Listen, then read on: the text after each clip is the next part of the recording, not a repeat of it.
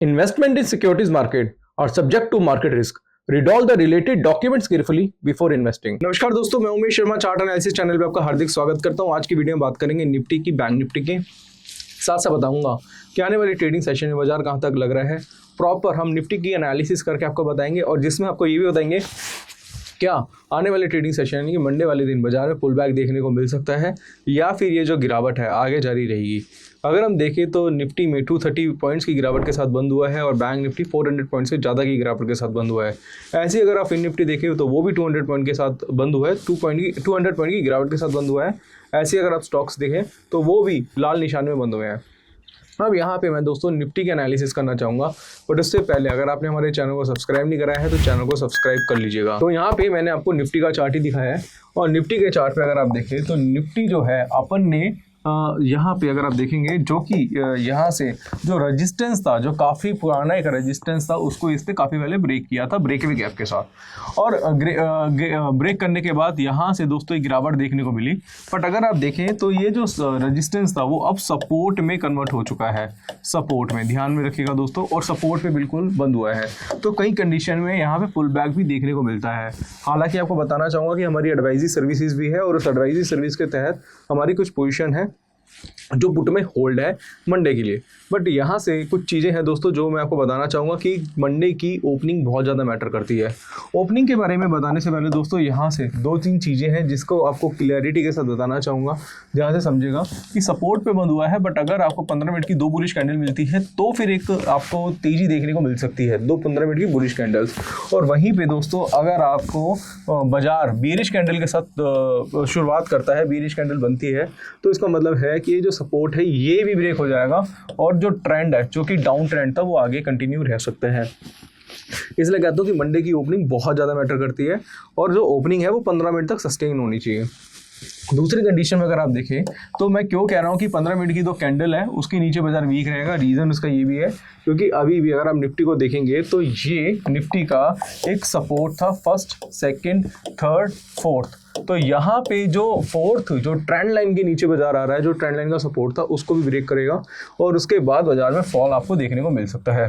तो एक दो चीज़ें हैं दोस्तों जो मैं आपको बताना चाहूँगा कि ये जो फॉल आपको देखने को मिला है, जो बाजार तेज़ी से जो गिरा है, इसके पीछे कारण आपको पहले बताया थे, जैसे हैंगिंग मैन पैटर्न देखने को मिला था, बाजार ऊपरी लेवल पे थोड़ा सा कंसोलिडेट भी हो रहा था और कई बार मैंने आपको ये भी बताया था कि कई बार बाजार क्या करता है, अपने पुराने सपोर्ट पे आके यहाँ पे बाउंस बैक देने की कोशिश करता है, यानी कि पुल बैक देने की कोशिश करता है।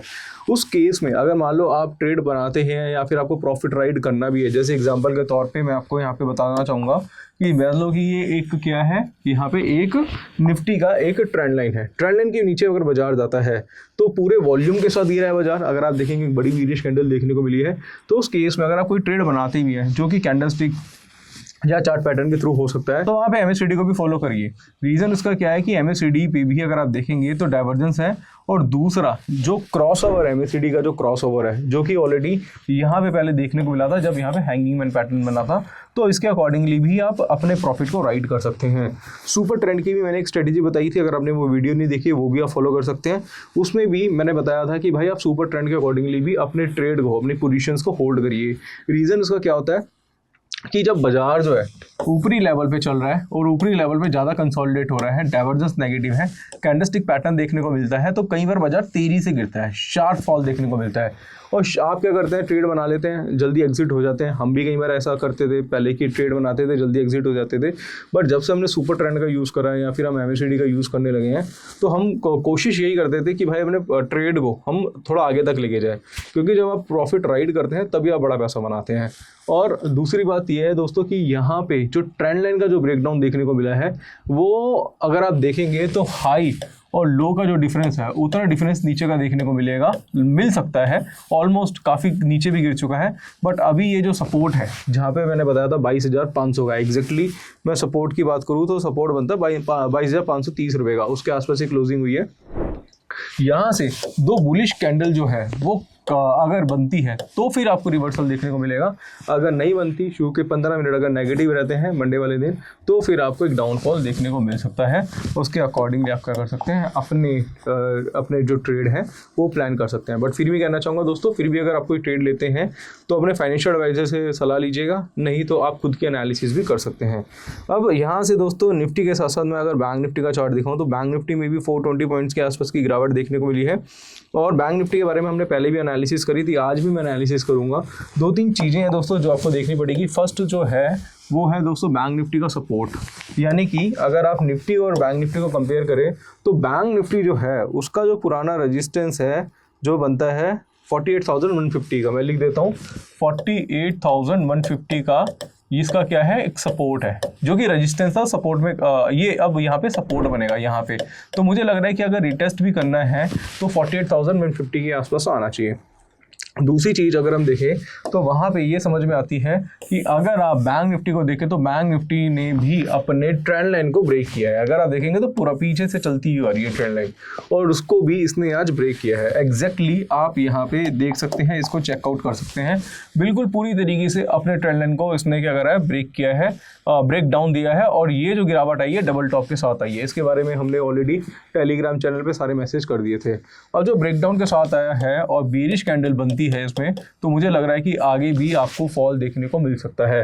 तो फॉल ना दोस्तों ये कंटिन्यू रह सकता है, और मुझे लग रहा है कि बैंक निफ्टी जो है 48,150 के आसपास जा सकता है। मल्टीपल रीजंस है, एक तो अप ट्रेंड लाइन का ब्रेकडाउन देखने को मिला है, दूसरी चीज़ ये है कि जो पुराना सपोर्ट था उसको रिटेस्ट करने का जोर आएगा, तो इस वजह से मुझे लग रहा है कि कुछ यहाँ पे 300 पॉइंट की गिरावट और भी देखने को मिल सकती है। बट फिर भी कहना चाहूँगा, कोई भी ट्रेड बनाते हैं तो अपने फाइनेंशियल एडवाइजर से उसकी सलाह जरूर लीजिएगा। इसके अलावा आप MACD को यूज़ करके आप अपने प्रॉफिट को राइट कर सकते हैं। और अगर आपने हमारी MACD वाली वीडियो नहीं देखी है तो उसका लिंक आपको हमारे डिस्क्रिप्शन बॉक्स में मिल जाएगा, उसको चेकआउट जरूर कर लीजिएगा। और दूसरा एक पुल बैक स्ट्रेटेजी के बारे में और एक सुपर ट्रेंड के बारे में भी हमने काफ़ी वीडियोज़ बनाई हुई हैं, उनको जरूर चेकआउट करिए, वो पुरानी वीडियोज़ हैं और वहाँ पे हमने बहुत डिटेल में बताया है कि कैसे आप उसके अकॉर्डिंगली काम कर सकते हैं। दूसरा, आप हमारी प्लेलिस्ट पे जाइए, वहाँ पे भी आपको कुछ ऐसी वीडियोस देखने को मिल जाएंगी जो कि एजुकेशनल वीडियोस हैं, उनको फॉलो कर सकते हैं। इसके अलावा दोस्तों यहाँ पे अगर आप देखेंगे तो पूरा बाजार जो था वो पूरा लाल निशान के साथ था और कुछ स्टॉक्स में काफ़ी बड़ी गिरावट देखने को मिली। बट उसके अकॉर्डिंगली भी अगर आप देखें तो एक स्टॉक है जो मुझे अच्छा लग रहा है, जो कि है कैनरा बैंक।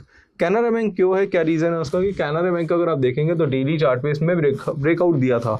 मैं 1 डे का चार्ट इसका लगा देता हूँ।